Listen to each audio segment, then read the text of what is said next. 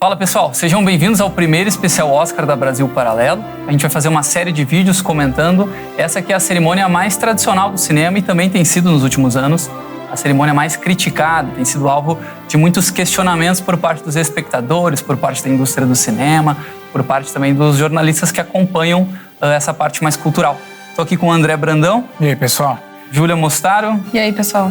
E a gente vai fazer então essa série de vídeos sobre o Oscar, pensando mais sobre a premiação, porque olhar para o Oscar é olhar para como o cinema tem se comportado atualmente, né? Entender, o Oscar morreu, o Oscar perdeu a sua relevância, perdeu o seu impacto. O que explica a queda de audiência do Oscar? A gente vai falar também sobre os melhores filmes que já ganharam o Oscar, aqueles que são os nossos preferidos. Em um outro vídeo vamos fazer também um comentário sobre os piores vencedores do Oscar de melhor filme. E em um vídeo à parte falaremos do Oscar 2023, quem são os favoritos desse ano, quais são os filmes que se salvam nessa história, quais merecem ser vistos e em qual a gente votaria se fizesse parte da academia, tá bem? A gente vai rodar a vinheta e a gente vai começar na sequência aqui uma discussão sobre a perda de impacto e de relevância do Oscar nos últimos anos.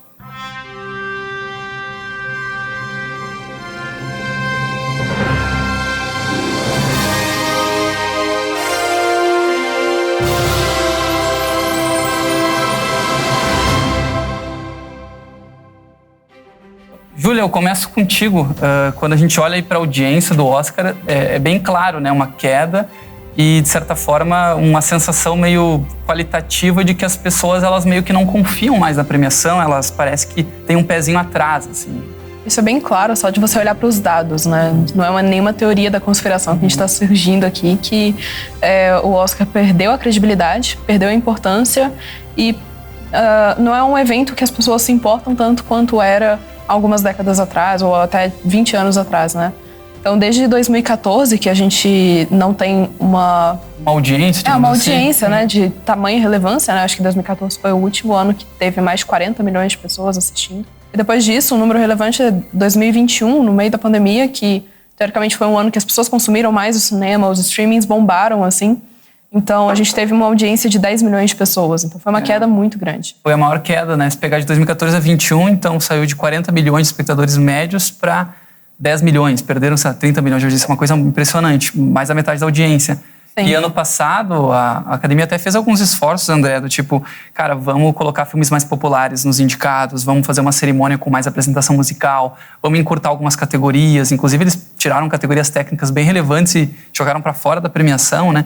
Para se concentrar nas principais, mas a audiência de 22 foi de 15 milhões de pessoas, então foi um esforço meio que por pouquíssimo resultado. Né? Eu acho que tem a ver com os filmes, assim, essa distância dos filmes de prestígio e populares, que eles tentam diminuir, né, aumentando o número de alguns anos atrás já, né, mas o número de indicados, e tentar chamar atenção para outros filmes mais populares, é tentar, na realidade, em certo sentido, resolver um problema que não foi sempre assim. Uhum. No passado, era mais comum filmes muito populares ganharem prêmios. Aí você tem exemplos como E o Vento Levou, A Noviça Rebelde, Ponte do Rio Kwai, vários filmes que eram recordes de bilheteria, maiores bilheterias nos anos lançados, e também os maiores ganhadores. O público viu uma coerência entre os vencedores, os indicados ao Oscar, e aquilo que elas estavam assistindo no telão do cinema, né?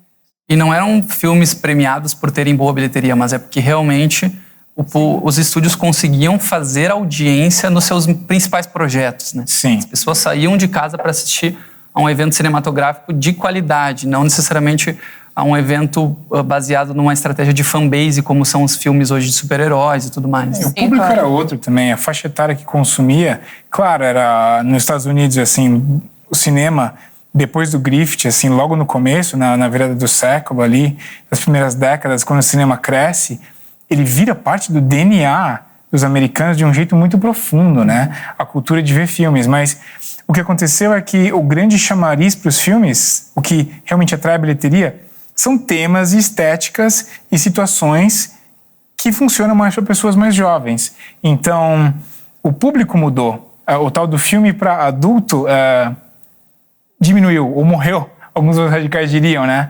E isso que aconteceu. Aí você vê esse descompasso dos filmes de prestígio, que é o que os produtores querem bater no peito e ter orgulho de ter feito, que vai ficar pra história, o que você quiser, e os filmes que ganham dinheiro, tem essa desconexão. Tem, e o Oscar de 2023, que a gente até vai comentar especificamente em outro programa, ele é bem simbólico nesse aspecto. A gente tem lá filmes de prestígio, filmes de grandes autores. A gente tem os Fabelmans, do Steven Spielberg, que é um filmaço de primeiro nível, um filme que as pessoas assistem, se apaixonam, se emocionam e que a gente sabe que vai ficar como mais um legado do Spielberg para o cinema, que vai durar alguns anos. Mas ele é um filme que não tem a força comercial hoje suficiente nem para ganhar o Oscar de melhor filme e nem mesmo para fazer $1 bilhão de bilheteria, né? Tem uma certa antipatia por filmes que sejam minimamente mais inteligentes, né? E parece que sim, mas há um problema também que é essa forçação, como o André falou, de diferenciar as coisas, porque tem lá também filmes populares na lista de 23 dos últimos anos. Se a gente pegar esse ano, a gente tem Avatar, que fez mais de $2 bilhões. A gente tem, tudo bem que com os ingressos caros fica mais fácil chegar lá, mas $2 bilhões é um valor bem considerável, né? A gente tem também Top Gun Maverick, que fez um recorde histórico de abertura nos Estados Unidos. A gente tem Elvis, que é um filme que também circulou bem no mundo, no Brasil, em outros países. São filmes populares, filmes que as pessoas assistiram. Mas o espectador do Oscar, ele nem tem esperança de que esses filmes ganhem. A chance ela é baixíssima, porque hoje a premiação ela parece que está mais interessada em premiar atributos que não necessariamente são das melhores histórias, como a gente considera aqui os Fabelmans, e não necessariamente também do filme popular, o filme que fez as pessoas voltarem para o cinema, como foi o Top Gun Maverick. No caso desse ano, o filme que é o favorito da noite, que é Tudo em Todo Lugar ao Mesmo Tempo, é um filme que incorpora a linguagem de redes sociais, é um filme que tem as pautas de diversidade muito bem estabelecidas, é um filme que trabalha com um elenco todo asiático, ele é um filme de uma distribuidora pequena, então tem todo um charme mais progressista e mais hipster para a academia votar, que não necessariamente são as grandes histórias do cinema como a gente viu no passado.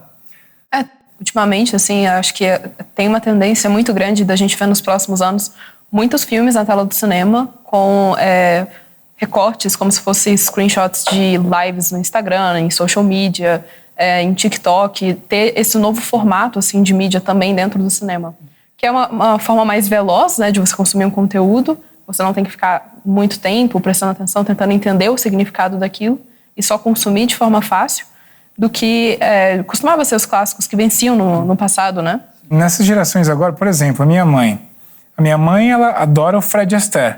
O Fred Astaire não é uma estrela da geração dela, sabe? Sim. Ela sabe que tem os filmes com o Fred Astaire e com a Ginger Rogers e que aquilo é fantástico e ela gosta, mas a geração dela era uma que tinha uma disposição maior de explorar o passado, eu acho, no cinema. A nossa parece que é cada vez menos. Top Gun, o primeiro, já é considerado velhíssimo. Velhíssimo, né?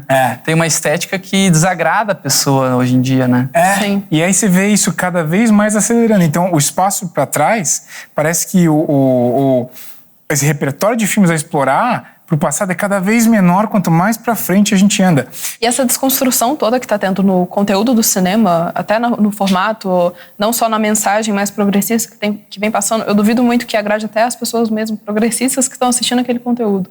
Eu acho difícil todo mundo sair de lá, nossa, estou muito orgulhoso que o meu filme venceu, assistindo o Oscar. É muito difícil ela ter esse filme favorito, é muito difícil ela ter uma visão totalmente positiva de um conteúdo. Então, é muito difícil agradar o público e, ao mesmo tempo, difícil você encontrar filmes de alta qualidade como Fables, né? A gente tocou num ponto, acho que é central nessa história. A gente entende que, então, talvez a primeira tese para essa perda de audiência seja a complexa relação entre o espectador e o filme que está se passando na tela, né? Muitas vezes a gente gosta de um filme, se apaixona por ele, mas não há um esforço da indústria ou de quem faz o garimpo, de quem faz a curadoria, de premiar esses filmes ou de reconhecer neles os pilares, né, cinematográficos de cada ano. Agora, tem uma questão muito clara que a gente não pode deixar de lado, que é o distanciamento que se tem da elite hollywoodiana pro público que assiste filmes. Eles parecem muitas vezes estar fazendo filmes para o seu próprio grupo, para a sua própria torcida, para o seu próprio nicho, digamos assim, e não necessariamente eu preciso agradar o meu espectador, mas eu preciso agradar os meus pares para conseguir ganhar um prêmio, para conseguir ser reconhecido. E veja, os prêmios eles são muito interessantes. Primeiro, dão prestígio, dão dinheiro, aumentam o cachê nos futuros projetos, criam um selo de autoridade, tanto para as empresas fazerem publicidade, quanto para os próprios atores conseguirem com seus agentes projetos melhores. Você começa a ver que para essa elite de Los Angeles, assim, Hollywood e tal, não é só dinheiro. Quem acha que quer criticar eles e pensa que eles só pensam em dinheiro, não é bem assim. Eles são muito comprometidos com essas causas que são mais caras a eles, progressistas e de inclusão, diversidade e isso aí. Isso não é de hoje, né? Não. A gente estava conversando sobre o famoso Oscar do Marlon Brando. O Oscar do Marlon Brando, esse acho que é um dos casos mais famosos. Bom, lançou o Poderoso Chefão, né? Ganhou diversos Oscars e o Marlon Brando, muito merecidamente, ganhou o Oscar de melhor ator. E quem foi receber o Oscar era uma ativista indígena, que na realidade era uma atriz e não tinha nada de indígena, mas ela de fato levava essa causa adiante, né? Era o que ela fazia. E ela recebeu o prêmio em nome de todos os indígenas que foram retratados de maneira negativa no cinema. E aí, um misto de vaias e aplausos ali das pessoas vendo aquilo ao vivo ali, né? No teatro. E na mesma cerimônia, o Clint Eastwood, quando ele foi apresentar o prêmio de melhor filme, e ele deu uma alfinetada, dizendo... Clint, que era talvez a maior estrela do cinema na época. Na época, ele era o maior chamariz de bilheteria do cinema americano. E aí ele disse que eu entrego esse prêmio em nome a todos os cowboys que foram baleados no filme do John Ford. Ou seja, meio que sendo uma espécie de contraponto ali. E aí você vê que, a partir daí, isso acelerou. A gente está falando dos anos 70, né? Mas isso ficou cada vez mais explícito deles levarem as causas deles ali para o palco. E esse ser o real objetivo da cerimônia. Outro exemplo mais recente é o Ricky Gervais, no Globo de Ouro. Perfeito. Ele falou tudo na lata. Que as pessoas vão lá e querem falar sobre suas causas, o que elas acreditam. E aí você vê que para essa gente, boa parte do trabalho não é tocar pessoas específicas, não é alcançar o maior número de pessoas ou falar de dramas humanos universais. Assim, não é exatamente isso que eles estão preocupados.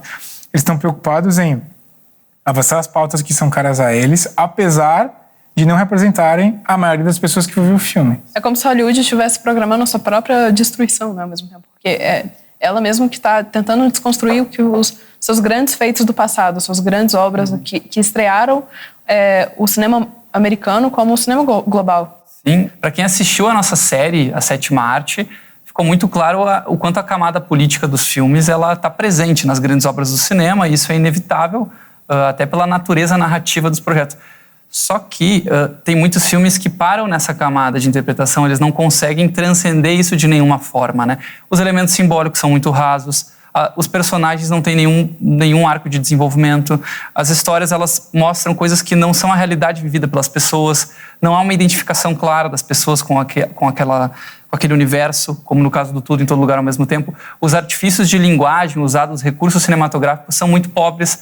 Às vezes a pessoa ela tem até uma ideia cinematográfica bacana, mas ela praticamente não usa de nenhum recurso de linguagem para concretizar, enfim. Aí nunca vai acontecer outro Vinhas da Ira, outro Cidadão Kane. Cidadão Kane é um ataque direto ao Rudolph Hearst. É um ataque direto aos estúdios, à indústria de cinema. Mas é genial. É fantástico, genial, né? Vinhas da Ira também é um filme que tem toda uma ideologia, visão de mundo, que eu não concordo e tudo mais, mas é um grande filme, é um grande filme. E o que acontece agora é Hollywood, ou mesmo aqui no Brasil, são manifestos. Só vem um manifesto para você, com a qualidade estética muito pobre e sem a sinceridade de abraçar a contradição.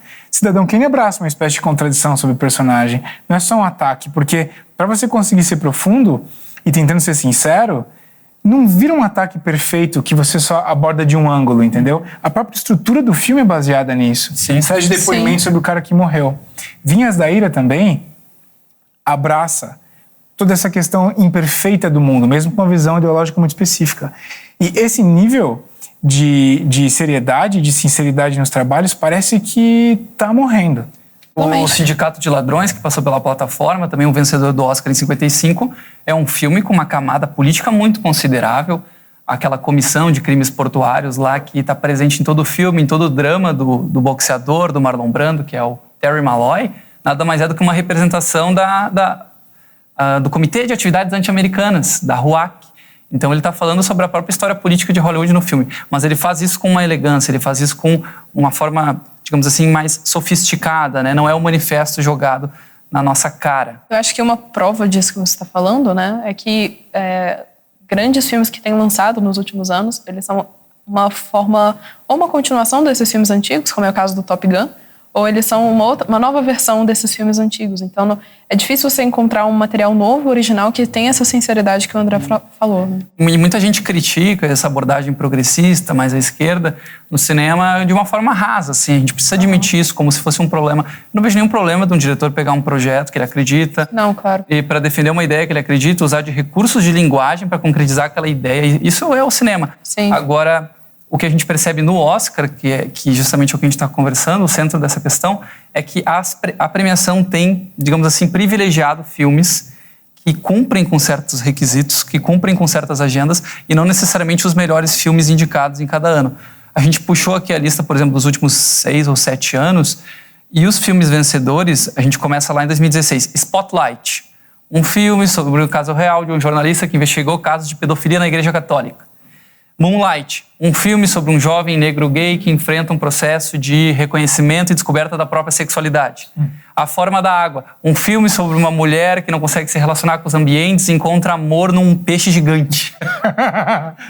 Descobre sua sexualidade. Descobre sua sexualidade. Green Book, um filme sobre racismo em que o branco e o negro podem buscar uma solução muito simples e serem amigos. Parasita, aí abre o parênteses. A gente pega esses últimos 7, 8 anos, Parasita é o único filme concreto dessa lista, assim, que tem estofo. Inclusive ganhou num ano que tinha O Irlandês, Scorsese, Era Uma Vez em Hollywood, do Quentin Tarantino. Foi um ano interessante pro cinema, para mim. Feito esse parênteses, Nomadland em 2021. Um filme sobre uma mulher que é explorada, demitida da Amazon e dos gigantes do varejo e é necessário se redescobrir fugindo da família e indo morar com uma sem-teto no deserto americano. Coura, um filme sobre uma família de surdos que redescobre o amor pela família por meio da música e da arte. Vejam, vários desses filmes que eu listei, são os últimos 7, 8 vencedores, são filmes que até divertem, que até dá para assistir numa boa, é uma experiência de entretenimento. Mas eles não ganharam por serem o melhor filme do ano. Eles provavelmente receberam votos e apreciação dos seus colegas e pares por cumprirem com certos requisitos. Por falarem a mensagem importante. Para ganharem a visibilidade aos temas que eles estão trazendo. Agora, aquela força bruta de poder cinematográfico, assim, não tá aí. Talvez, o Parasita é muito bem filmado. Eu gosto muito do Parasita. Aí você vê que, assim, é alguém atrás da câmera que sabe o que tá fazendo para valer. E também uma coisa que eu percebo é que um dos melhores filmes que tem lançado recentemente, que tem ganhado indicações no Oscar, eles são muito irônicos também. Então há essa contradição, mas algo que eu percebo é que isso é aberto dentro das empresas mesmo, dos estúdios, os grandes estúdios que fazem isso, aproveita né? e conta, tu teve essa vivência de bastidores recentemente, né? Tu esteve em Los Angeles e tudo mais. Como eu trabalho... Para quem não sabe, eu faço a aquisição dos filmes aqui para Brasil Paralelo, então eu acabo lidando com muitas empresas desse mercado, né? E o que acontece aqui, mas o que eu estou falando é mais assim, o que você pode encontrar nas próprias notícias, na mídia mesmo, né? É que as grandes empresas, elas estão dispostas a entrarem no prejuízo para poderem manter a sua pauta progressista, mesmo que isso não, que elas sabem que o produto não vai trazer lucro, mas mesmo assim elas vão fazer porque elas querem se manter fidedignas àquela mensagem, né? Aquela ideia liberal, progressista, e a gente ouve a desses palavra valores. Relevância. Assim. O trabalho tem que ser relevante. Esse é um trabalho para ter a minha relevância. Isso é uma coisa que está trazendo a perda de valor econômico, né, de várias empresas. A Disney acabou de passar por uma troca de CEO exatamente por causa disso. Depois que o Bob Iger saiu, há uns anos atrás, o CEO que o substituiu, né, foi acusado de ter contratado vários amigos, não necessariamente pessoas que estavam aptas a fazer aquele trabalho. E a Disney diminuiu muito o valor depois disso. A mesma coisa aconteceu com a Warner. Então, tem essa tendência, né? Tentando conectar com o que tu falou antes, então, nesse universo de justificativas para os problemas do Oscar, me parece que premiar filmes ruins ou premiar filmes que não são necessariamente o melhor do ano, ou aquele que mais fez o público ficar apaixonado e que foi o fenômeno cultural do ano mesmo, incentiva com que as pessoas saiam da sala de cinema e fiquem mais em casa, assistindo TV, assistindo a boas séries que têm sido feitas. Eles têm acesso a um catálogo lá de séries novas todas as semanas, de vários streamings do mundo, inclusive da própria BP, pagam R$19, R$29, R$39, R$40, um valor que para ir no cinema você gasta o dobro, o triplo, somando estacionamento, pipoca e tudo mais. Então as pessoas realmente parecem ter muitos incentivos externos para não irem ao cinema mais e, de alguma forma, abraçarem o entretenimento à sua conveniência. Eu escolho a série que eu quero assistir e vejo na minha casa. Sim, a qualidade da TV, assim, de 2000 para cá, pegando aí os Sopranos, né? Os Sopranos e o The Wire, aí são as grandes marcas aí que falam da era de ouro da televisão. As histórias de drama para adultos estão mais na TV do que no cinema. É só você olhar a quantidade de séries e minisséries produzidas. Então, não são só todas as razões que o Marcos colocou, mas existe dramaturgia, ficção muito boa na televisão americana que você pode pagar só uma vez no mês e assistir todo dia. Então, como a gente estava discutindo agora há pouco, a gente ouve as pessoas falando das séries. Já viu tal série, já viu aquela série e tal. Dificilmente eles falam, pô, vi um filme e gostei, já assistiu? E a recomendação, não sei o que o público acha, mas vem de uma série. Pô, tu viu que estreou uma série nova, assistiu o primeiro episódio e tudo. E não é uma coisa mais que você combina de fazer com amigos. Ah, vamos assistir o filme e tal. As pessoas preferem assistir na própria casa, no próprio sofá, e depois conversar sobre isso do que combinar um evento e de ir no cinema e assistir. Me corrija se eu estou errado, mas na plataforma da Disney não tinha uma função de você... watch group, alguma coisa assim, watch party. Watch party. Com outra pessoa, assim, remota, outra pessoa está na casa dela, está na sua casa. Que coisa estranha, né? E o ingresso, com o ingresso de cinema muito caro, e a gente tendo opções boas dentro de casa, as pessoas parece que elas guardam o dinheiro, guardam mesmo o momento de ir pro cinema para quando tem os grandes eventos cinematográficos. Exemplo, Top Gun Maverick, Vingadores Ultimato, Avatar 2. Então, a pessoa, por exemplo, eu fui assistir o Avatar 2 em IMAX, pagando o ingresso cheio, o estacionamento, uma pipoca e uma água com gás, vai mais de R$100, vai uns R$150 aqui em São Paulo. Loucura. Então, nem toda a família tem condição de fazer isso. E eu fui assistir na companhia de um amigo. Imagina quem vai assistir Avatar 2 com 2 filhos e uma esposa. Já multiplica por 4, vai pelo menos R$400, né? Mesmo que as crianças paguem meia entrada, porque elas vão querer um chocolatinho, uma balinha, assim por diante, né? E assim, é caro, você vai pouco, então vai virar um evento. Vai virar um evento. E aí vai ficar cada vez maior. Isso mascara, a bilheteria do Avatar mascara muito o fato das pessoas estarem indo menos no cinema, porque é simplesmente mais caro. Isso é uma coisa difícil de você metrificar, né? Porque Avatar e Top Gun ganharam um box office muito alto, mas o valor do ingresso aumentou. Então, como que a gente pode falar que a bilheteria deles foi mais alta do que, não sei, Titanic? Então, esse é um dado difícil de você tanto que, comparar, corrigindo né? pela inflação, até hoje a gente olha pro E o Vento Levou como o grande filme de todos os tempos em termos de bilheteria, né? Eu acho que isso explica muito a queda do próprio Oscar, da relevância, né? Isso explica, a gente olha pra lista, primeiro que eu não vi algumas pessoas, eu não vi esses filmes. Segundo se tá no Oscar é por questão política, não é por qualidade. Terceiro, até quero ver a cerimônia. Quero ver quem são os caras do momento, quem são os filmes que vão ganhar. Aí você lembra Mas, os caras ficam fazendo proselitismo político a noite inteira. Aí você lembra da frase do Billy Crystal em 2012, eu acho que foi, que ele falou: nada suaviza melhor tempos econômicos difíceis do que milionários dando estátuas de ouro para outros milionários. Entendeu? Você vai gastar seu tempo vendo isso, assim, ainda sobre filmes que não te interessam. Você provavelmente vai lembrar mais do Will Smith levando um tapa do que quem levou o Oscar aquele ano. Muitas pessoas viram o tapa, mas não assistiram No Ritmo do Coração, que foi o vencedor do ano passado. Exatamente. Mas assim, a gente tá fazendo meio que esse autocrítica, esse exame de consciência, mas eu olho para a indústria justamente por acompanhar o Oscar de perto, por olhar toda a temporada de premiações, né, que começa nos festivais, passa pelo Globo de Ouro, pelo Critics' Choice, pelo PGA, DJ, aí vai até o SEG. Não parece que eles estão vendo isso, cara. Eles parecem estar vivendo outra realidade. Porque quando eles propõem mudanças na premiação para ver se melhora a audiência, são mudanças que, para mim, parece que vai piorar a situação. Só piora a situação. Vamos criar uma categoria de filme popular que as pessoas vão votar na internet.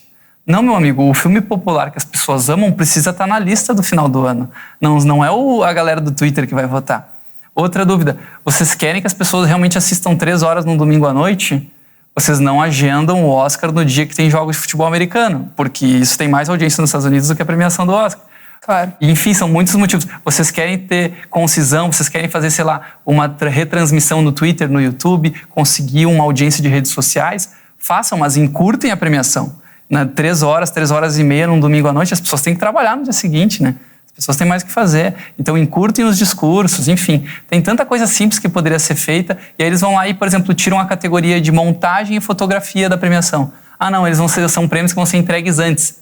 E os profissionais de fotografia e montagem, eles não podem receber o prêmio no palco, entendeu? enfim, parece que está desconectada. Desconecta, e tudo isso o Oscar é a autoimagem deles, né, apresentada para nós, assim, em certo sentido. O que eles estão pensando sobre o que é Hollywood, o que são as pessoas lá e para que direção a coisa está indo. E realmente parece que eles estão perdidos. Estão assim. perdidos. E o que tu acha que a pandemia fez com tudo isso, Júlia? Tu percebe uma mudança no mercado? Sei lá, conversando com as distribuidoras, com os estúdios que vendem os filmes aqui para a BP, eles têm essa preocupação de audiência? Eles conhecem, sei lá, a audiência da BP, eles ficam surpresos com o engajamento? Como é que é? Não, definitivamente eles ficam surpresos, ainda mais quando a gente tem um documentário que teve mais de 10 milhões de visualizações no YouTube, né? Mas eu vejo uma preocupação geral na audiência do cinema. Todo mundo quer que volte, né? Acho que tá todo mundo sem entender por que o cinema caiu tanto nos últimos anos. Por que as pessoas não estão indo mais? É por causa do ticket, é por causa da qualidade dos filmes. Então tem aquela dúvida. Porque acaba que o retorno imediato do sucesso ou não do filme acaba sendo no cinema. E quando os streamings chegaram e dominaram, assim, esse mercado, né?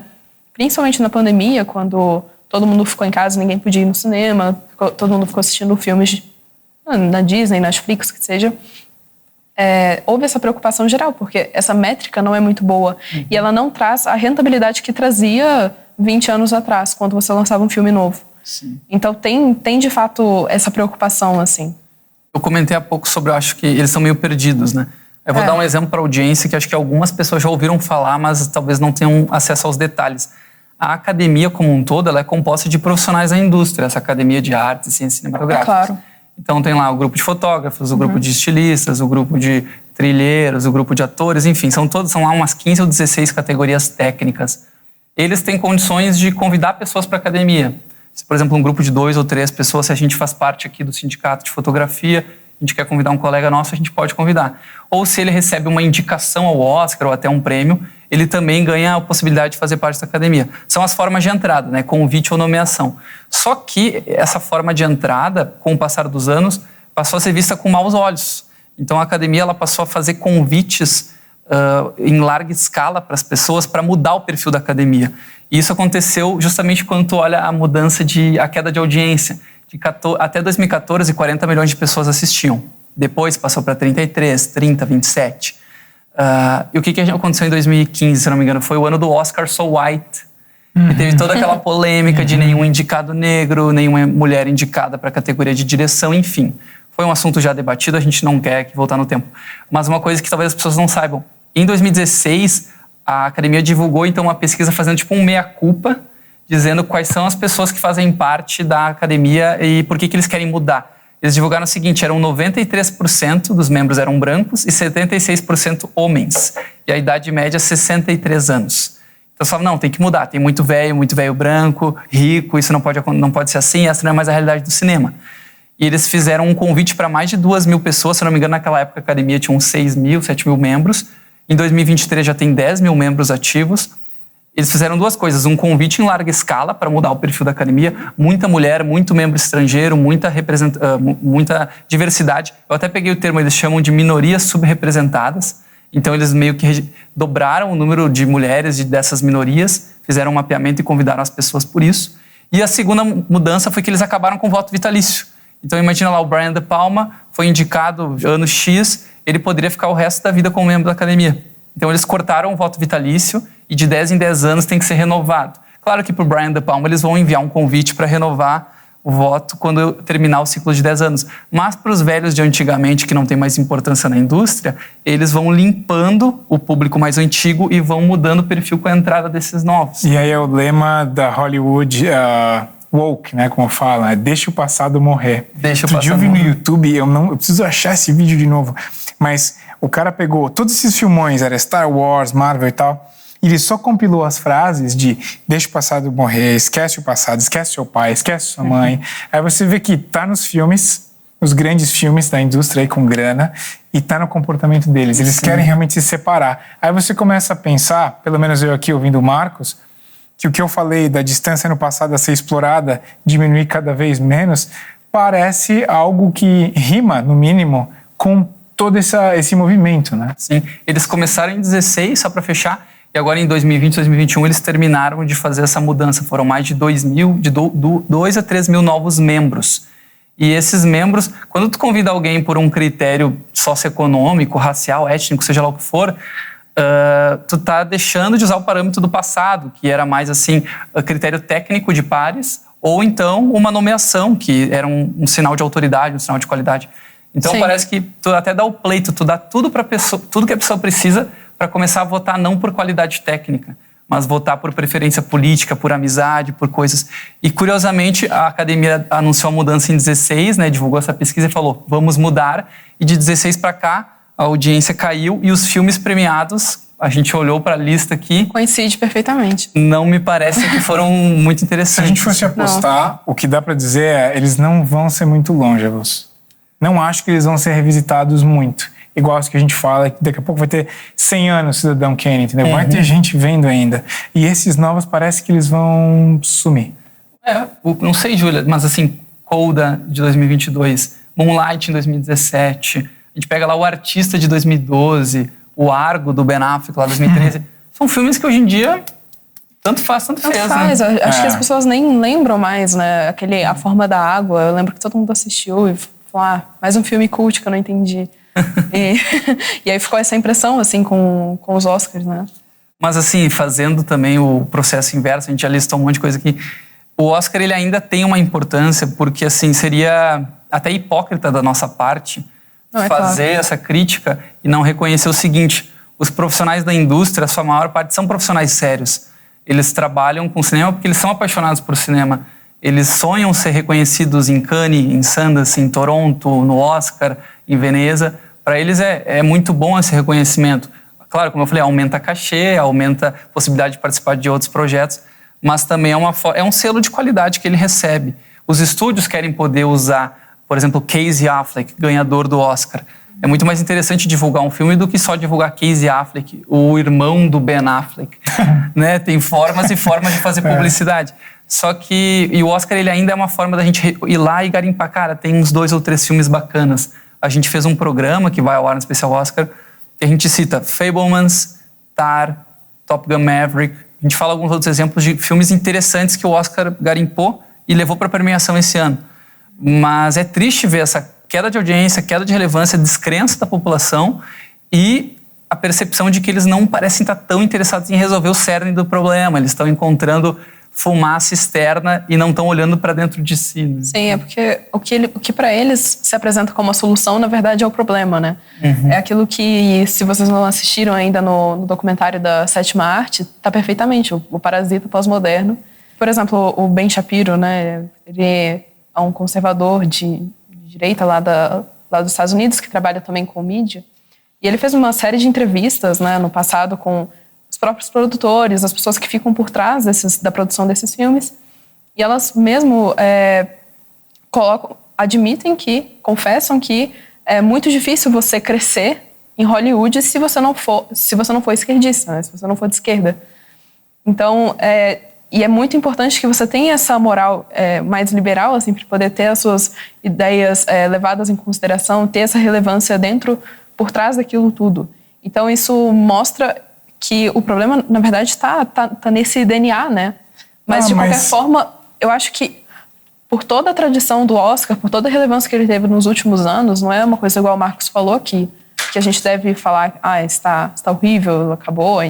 Temos que, eu acho que, apontar esse problema. A resposta é que ele ainda não morreu. Ele ainda não morreu, a gente tem que salvar de alguma forma, né? Não foi sempre assim.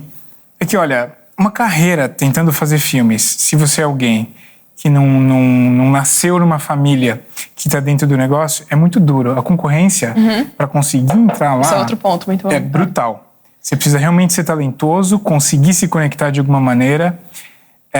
Os números de pessoas que falham é impressionante. Então, mas me parece que o nepotismo agora não é exatamente entre famílias, é entre ideologias. É entre ideologias, mas mesmo assim, mesmo dentro da mesma ideologia, sobra gente. Todo mundo quer. Sobra, claro. Você vai em qualquer Starbucks lá, pra quem já foi para Los Angeles, todo mundo, assim, tá todo mundo sentado com o laptop e tá todo mundo escrevendo roteiro. E tentando emplacar o primeiro roteiro sem ganhar. É só pegar a história do Tarantino, que ele conta muito bem essa trajetória, né? Outra época já, mas tudo bem. É de você um conseguir hábito, emplacar né? o primeiro roteiro. Então tem um nível de paixão muito grande nos profissionais dessa área. E o Oscar, esse reconhecimento das pessoas que estão no grau máximo, pelo menos na teoria, né, no grau máximo de excelência técnica e estética disso aí ser reconhecido, é um sonho de muita gente. E o Oscar, na realidade, é um sonho de todos que trabalham na área, né? Sim. E o Oscar já foi um lugar onde você poderia ser reconhecido de maneira muito legítima por essa paixão. Mesmo com erros, daria para dizer, omissões, tipo Orson Welles nunca ganhou um Oscar de melhor diretor. Alfred Hitchcock. Hitchcock. Chaplin. Quando o Orson Welles ganhou o Oscar dele, acho que em 71, de honorário, O Oscar né, honorário. pela obra, e ele fala dessa espécie de loucura que você tem que ter para conseguir tá lá. E que o especial do Sim. Oscar é que não é um prêmio do público, é um prêmio dos outros profissionais que entendem o que é essa paixão e essa determinação para conseguir criar o filme. E Claro. por isso que é tão importante. Eu acabei conhecendo muitas pessoas desse ramo, né, da indústria do cinema em si, que não são do Brasil, fazendo viagens, conversando com essas pessoas, né?